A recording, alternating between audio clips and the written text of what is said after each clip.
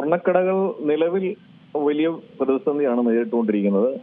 കാരണം ഈ അടിക്കടി ഉണ്ടാകുന്ന വിലവർധനവ് അത് സാധാരണക്കാരായ ജനങ്ങൾക്ക് താങ്ങാവുന്നതിലും അപ്പുറമായിട്ട് ഒരു രീതിയിലാണ് പോയിക്കൊണ്ടിരിക്കുന്നത്.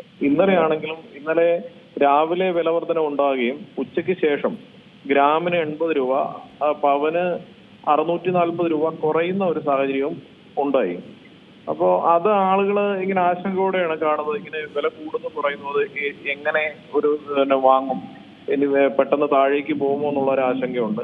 പക്ഷേ അത് ആളുകളുടെ ആ ചിന്തകൾക്ക് വിരാമമിട്ടുകൊണ്ട് ഇന്ന് ഗ്രാമിന് 110 രൂപ വർദ്ധിച്ചുകൊണ്ട് പവന് ഏകദേശം 880 രൂപ വർദ്ധിച്ചുകൊണ്ടുള്ള ഒരു സാഹചര്യത്തിലേക്കാണ് ഇന്ന് മാർക്കറ്റ് ഓപ്പൺ ആയിരിക്കുന്നത്.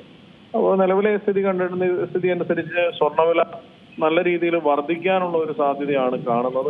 കുറയുന്ന ഒരു ട്രെൻഡ് കാണുന്നില്ല. എന്നിരുന്നാൽ തന്നെ ഈ സ്വർണ്ണ ആഗോളതലത്തില് യുദ്ധം അവസാനിപ്പിക്കുന്ന തരത്തിലുള്ള ട്രംപിന്റെ നീക്കങ്ങൾ, ഗസയിലെ യുദ്ധം തീരുന്ന രീതിയിൽ ഇസ്രായേലുമായിട്ടുള്ള സന്ധി ഒക്കെ ഇങ്ങനെ നിൽക്കുന്ന സാഹചര്യത്തിൽ ഒരുപക്ഷെ സമാധാനത്തിലേക്ക് ഒരു രീതിയിലേക്ക് കാര്യങ്ങൾ നീങ്ങിയാൽ ഒരുപക്ഷെ ചിലപ്പോ ഒരു സ്ലൈറ്റ് കുറവുണ്ടാവാനുള്ള ഒരു സാധ്യതയും തള്ളിക്കളയാൻ സാധിക്കില്ല. പക്ഷെ സ്വർണ്ണക്കടകളിൽ പൊതുവെ വളരെ തിരക്ക് കുറഞ്ഞ ഒരു അവസ്ഥയിലൂടെയാണ് കടന്നത്. ഈ കല്യാണത്തിൻ്റെയൊക്കെ ഒരു സങ്കല്പം തന്നെ മാറിക്കൊണ്ടിരിക്കുകയാണ്. ഇപ്പോൾ ഈ കടകളിൽ വരുന്ന ആൾക്കാർ തന്നെ കുറച്ച് അവർക്ക് വേണ്ട ഒരു ചെറിയ ഒരു സ്വർണം വാങ്ങി പർച്ചേസ് ചെയ്ത് തിരിച്ചു പോകുന്ന ഒരു അവസ്ഥയാണോ ഇപ്പോൾ കാണുന്നത്? കാരണം ഇപ്പോൾ ഏറ്റവും കൂടുതൽ റെന്റൽ അല്ലെങ്കിൽ ഫാഷൻ റെന്റൽ ജ്വല്ലേഴ്സിനെയൊക്കെ ആശ്രയിക്കുന്നവർ കൂടി വരുമ്പോൾ അത് സ്വർണ്ണ വ്യാപാരത്തെ എത്രത്തോളം ബാധിക്കുന്നുണ്ട്? സ്വർണ്ണ വ്യാപാരത്തെ വളരെ വലിയ തോതിലാണ് ഇത് ബാധിച്ചിരിക്കുന്നത്. ഈ വിലവർധനവും എല്ലാം ബാധിച്ചിരിക്കുന്നത്. അതുകൊണ്ട് സാധാരണക്കാരായിട്ടുള്ള ആളുകൾ അവർ വാങ്ങുന്ന സ്വർണത്തിന്റെ അളവ് വളരെ വലിയ തോതിൽ കുറച്ചിരിക്കുന്ന ഒരു സാഹചര്യത്തിലാണ് കടന്നു പോകുന്നത്. പിന്നെ അവരുടെ കയ്യിലുള്ള പഴയ ആഭരണങ്ങൾ എക്സ്ചേഞ്ച് ചെയ്ത് വാങ്ങുന്നത് അതിന് ആളുകൾക്ക് വലിയ മടി കാണിക്കില്ല. കാരണം എക്സ്ചേഞ്ച് ചെയ്ത് വാങ്ങുമ്പോൾ അവർ തരുന്ന ആഭരണത്തിനും വിലയിൽ വലിയ വ്യത്യാസം വരുന്നില്ല. വില ലഭിക്കുന്നുണ്ട്. അതിന് കുറവിനനുസരിച്ചുള്ള പണം മാത്രം നൽകിയാൽ മതിയാവും. അതുകൊണ്ട് ആളുകള് എക്സ്ചേഞ്ച് ചെയ്ത് വാങ്ങാനുള്ള ആളുകൾ, കയ്യിൽ ഗോൾഡ് ഉള്ള ആളുകൾ വരുന്നുണ്ട് അങ്ങനെ. പക്ഷെ അല്ലാതെ റെഡിയായിട്ട് ക്യാഷ് മുടക്കി വാങ്ങാനുള്ള ആളുകൾ അതിന്റെ അളവ് വളരെയധികം കുറച്ചിട്ടാണ് വാങ്ങുന്നത്. അത് അവരെ അത് വിപണിയിൽ ശരിക്കും ബാധിക്കുന്നുണ്ട്. ആളുകളുടെ പർച്ചേസിംഗ് പവർ, പ്രത്യേകിച്ച് ഗോൾഡില് വാങ്ങുന്നതിനുള്ള പർച്ചേസിംഗ് പവർ ആളുകളുടെ വളരെ കുറഞ്ഞുകൊണ്ടിരിക്കുകയാണ്. അത് ഉറപ്പായും സ്വർണ്ണ വ്യാപാര സ്ഥാപനങ്ങളെ എല്ലാം തന്നെ ബാധിക്കും. ഒരുപാട് ചെറുകിടക്കാരായിട്ടുള്ള ലോൺ എടുത്ത് ഒക്കെ വ്യാപാരം നടത്തുന്ന ആളുകൾ കൂട്ടലിന്റെ വക്കിലാണ്.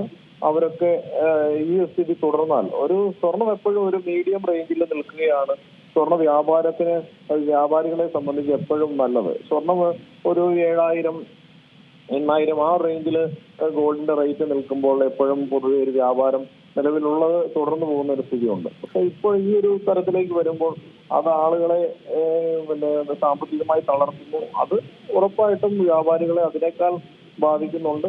കുറെ വ്യാപാര സ്ഥാപനങ്ങൾ ഈ നില തുടർന്നാൽ അടച്ചുപൂട്ടലിലേക്ക് എത്തും. ഒരു കാര്യം കൂടെ, ഇപ്പോ ഈ നിലവിലെ സാഹചര്യങ്ങളിൽ മുൻകൂട്ടി ബുക്ക് ചെയ്യുന്ന ഒരു കാര്യമുണ്ട്. അത് എത്രത്തോളം ലാഭകരമാണ്? ബുക്ക് ചെയ്യുന്നത് സംബന്ധിച്ച് അതും വലിയൊരു പ്രതിസന്ധിയിൽ തന്നെയാണ്. കാരണം ഇങ്ങനെ അടിക്കടി ഇപ്പൊ നോർമൽ ഒരു ചെറിയ ചേഞ്ചുകളാണ് സ്വർണ്ണവിലയിൽ വരുന്നത് എന്നുണ്ടെങ്കിൽ ഈ മുൻകൂട്ടി ബുക്ക് ചെയ്യുമ്പോൾ വ്യാപാരികളെ സംബന്ധിച്ച് അവർ വലിയൊരു ബർഡൻ വരുന്നില്ല. പക്ഷേ ഇപ്പോൾ നമുക്ക് പ്രവചനാതീതമായി ദിവസവും ഇങ്ങനെ 100, 150 ഒക്കെ രൂപ വർദ്ധിക്കുന്ന ഒരു സാഹചര്യം ഉണ്ടായിരുന്നു. ഇപ്പൊ 1 മാസം അല്ലെ 2 മാസം മുന്നോട്ട് ഉള്ള ഡേറ്റിലേക്ക് ഒരാൾ ഗോൾഡ് ബുക്ക് ചെയ്യുന്നു. ഒരു ഫിക്സേഷൻ ഇപ്പൊ ചില വ്യാപാരികൾ ചെയ്യുന്നത് ഒരു ഇത്ര രൂപ വരെ കൂടിയാൽ ഈ വിലയ്ക്കകത്ത് മാറ്റമൊന്നും വരുത്തില്ല, വില കുറഞ്ഞാലും ചെയ്യാം, അത് കുറച്ചും കൊടുക്കാം എന്നുള്ള ഒരിത് പറയുന്നുണ്ട്.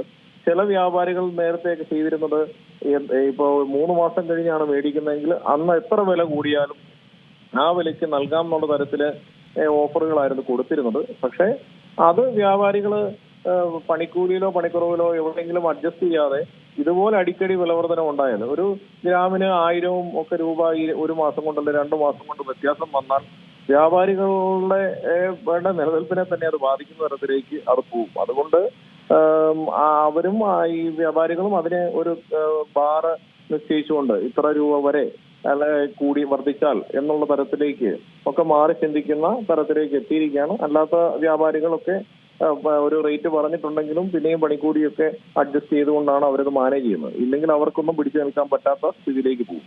പക്ഷേ പർച്ചേസ് ചെയ്യുന്ന ആളുകളെ സംബന്ധിച്ച് മുൻകൂട്ടി ബുക്ക് ചെയ്യുമ്പോൾ അവരുടെ ഒരു കാര്യം സേഫ് ആകുന്നുണ്ട്. കുറെ ലാഭം എന്താണെങ്കിലും ഇങ്ങനെ ഒരു തുടർന്ന് പോവുകയാണെങ്കിൽ വില ഇങ്ങനെ കൂടി തുടർന്ന് പോകുന്ന ഒരു സാഹചര്യമാണെങ്കിൽ മുൻകൂട്ടി ബുക്ക് ചെയ്യുന്നത് ആളുകളെ സംബന്ധിച്ച്, കസ്റ്റമേഴ്സിനെ സംബന്ധിച്ച് നല്ലൊരു കാര്യമാണ്. ഏറ്റവും പുതിയ വാർത്തകളും വിശേഷങ്ങളും വിരൽ തുമ്പിലറിയാൻ സീ മലയാളം ന്യൂസ് എല്ലാ ഡിജിറ്റൽ പ്ലാറ്റ്ഫോമുകളിലും ലഭ്യം.